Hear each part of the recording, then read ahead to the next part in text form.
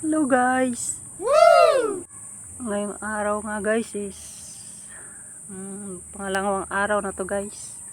Okay. Kukupra muna kasi kami. Kasama ko si Kuya. Woo! At saka taga-slice ng niyog is si Tatay.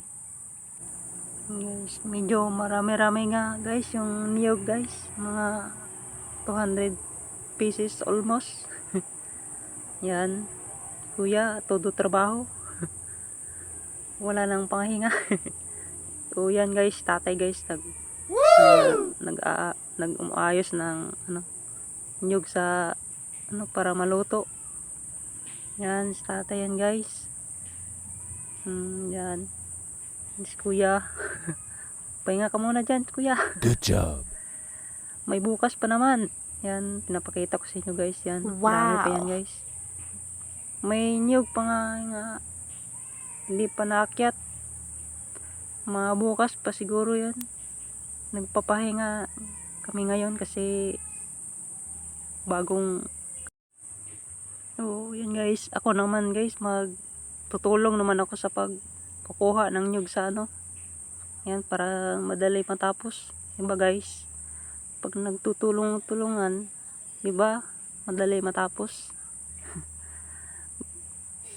Wala nga taga-video yan guys. Papakita ko sa inyo sana kung paano yung pagkuha ng pang ganun pa. Yan.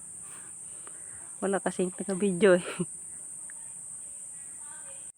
Medyo masakit na nga yung kamay ko dyan guys.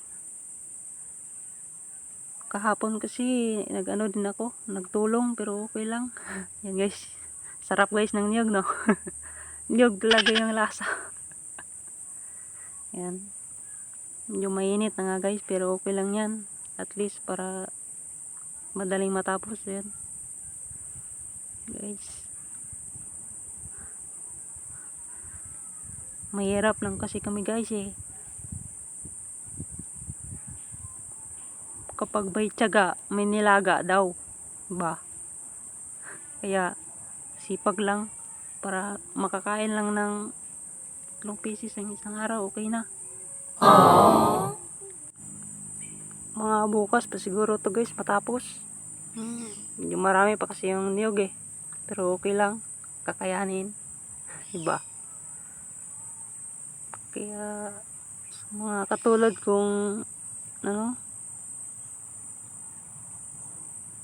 kong mga walang ginagawa, siyempre magtulong din sa mga magulang, diba?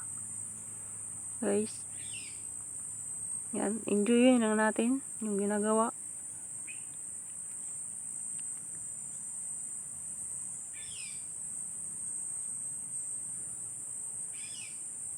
Masakit sa kamay pero okay lang eh, kakayanin. Diba? Kapag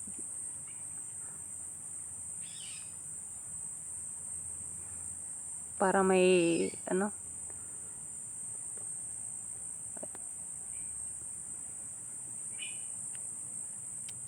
wala na nga ako masabi guys. Lutang ako guys. Paano ba yan? Ano na sabihin ko? Guys, medyo kinakabahan nga ako guys.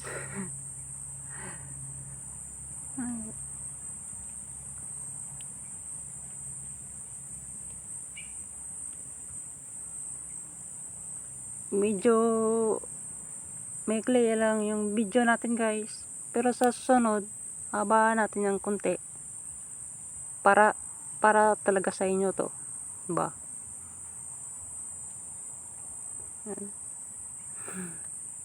Binoise over ka lang guys.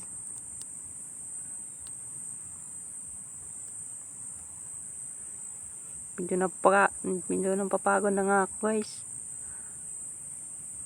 Ay, hanggang dyan lang muna guys. Bye bye.